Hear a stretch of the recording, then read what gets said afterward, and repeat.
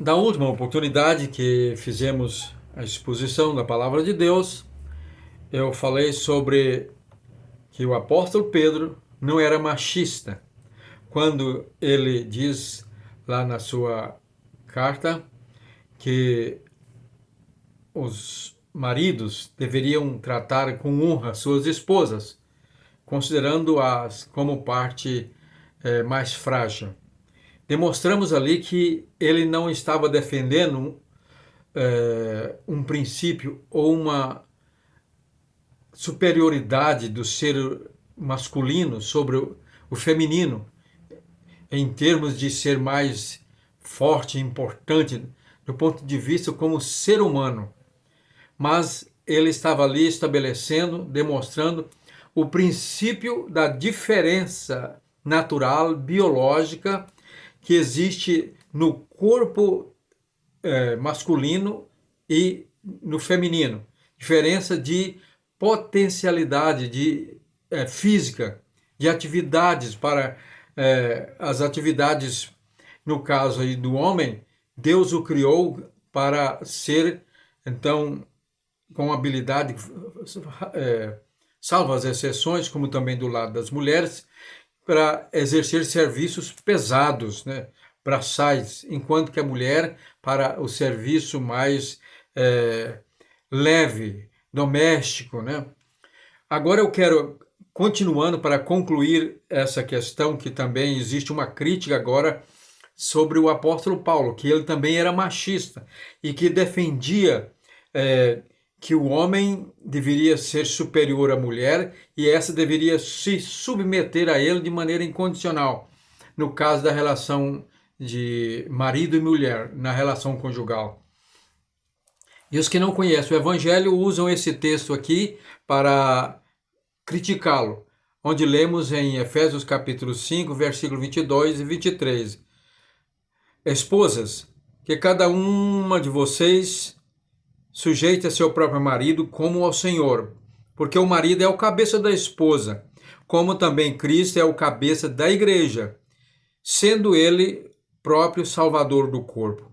Como, porém, a igreja está sujeita a Cristo, assim também a esposa se sujeite em tudo ao seu próprio marido.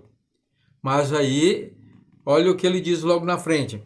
Maridos, que cada um de vocês ame a sua esposa, como também Cristo amou a igreja e se entregou por ela.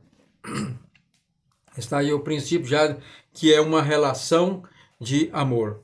Aqui, Paulo não estava defendendo, reitero, que o ser humano, o homem, é superior, um ser humano superior à mulher, a quem ela, na relação conjugal, deve se submeter de maneira incondicional. Isso não é verdade. O que Paulo está defendendo aqui é o princípio da hierarquia, como Pedro defendeu o princípio da diferença de potencialidade física dos corpos masculino e feminino, aqui Paulo está defendendo o princípio do funcionamento da hierarquia, que está presente em todas as instituições, para que ela possa funcionar de maneira perfeita e alcançar o seu objetivo, seja qual for a instituição, seja ela militar, no governo, no funcionalismo público, na iniciativa privada, enfim, toda instituição existe esse princípio da hierarquia, onde existe um superior e os superiores comandados, um que comanda e os outros que são comandados, um que decide por todos então segue a sua orientação. É isso que Paulo está falando. E esse princípio é universal, é divino. Até mesmo na relação na Trindade, ele está presente.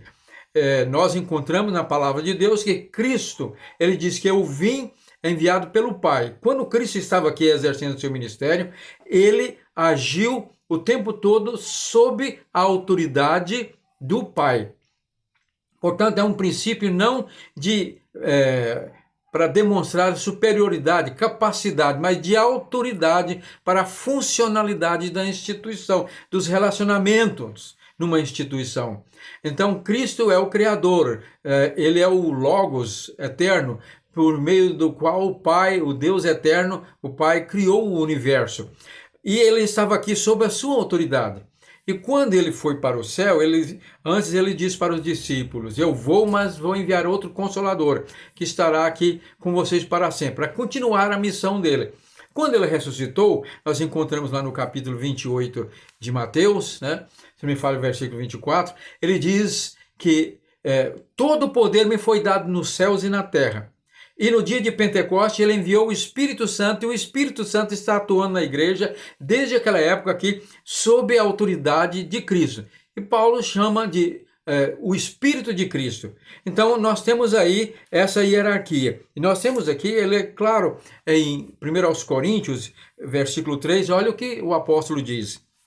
Quero, porém, que saibam que Cristo é o cabeça de todo homem, e o homem é o cabeça da mulher, e Deus é o cabeça de Cristo. Então, aqui nós vemos essa hierarquia. Então, Cristo, hoje, o Espírito Santo atua sobre a autoridade de Cristo, e Cristo tem todo o poder sobre a autoridade do Pai. É hierarquia, mas não significa que são, em termos de divindade, são inferiores uns aos outros. Não, são todos Deus eterno. Portanto, o que está defendendo aqui Paulo na família é esse princípio da hierarquia.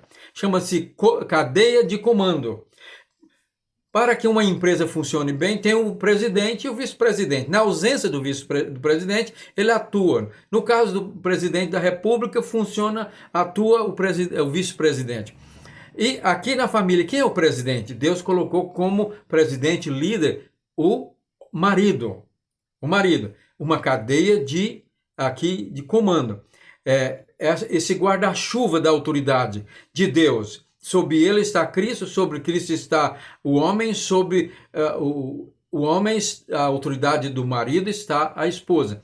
E ela faz o papel de vice-presidente, o vice-líder. Na ausência do marido, viajando, ou se ele vier a morrer, quem assume a posição de autoridade para governar a família é quem? A esposa. E Paulo diz lá, falando para Tito na carta, sobre os requisitos para se escolher um presbítero, um deles é esse, que governe bem a sua casa, e criando os filhos no temor do Senhor com disciplina. Porque se alguém não sabe governar a sua casa, como vai governar a igreja de Deus? Então, aqui, a instituição familiar é a instituição máter, que serve de base para toda a sociedade, onde desenvolve todas as outras instituições. E aqui tem essa cadeia de comando. O presidente é o marido. O vice-presidente ou a vice-presidente quem ocupa a vice-presidência é a esposa. E ela, então, na ausência do marido, governa a casa. Portanto, nada tem a ver aqui de, como criticam por aí, injustamente, julgam, né, que Paulo era machista e deu, então, a igreja, colocou a mulher na igreja nessa condição inferior. Não se trata de capacidade, mas trata de hierarquia, de governo, de administração, para que tudo funcione bem. Isso é um princípio universal e divino. Concluindo, que não se interprete isso aqui como algo que venha considerar a mulher inferior ao marido. Se ele estiver debaixo desse guarda-chuva da autoridade que vem de Deus, passa por Cristo, vem a ele, e ele continuando aí, então a esposa deve se submeter a ele, de maneira cordata, por consentimento, por amor, como nós, a igreja, amamos a Cristo, submetemos a ele. Se o marido fugir desse propósito, e fugir da autoridade divina, ela já não tem mais obrigação de se sujeitar a ele, né?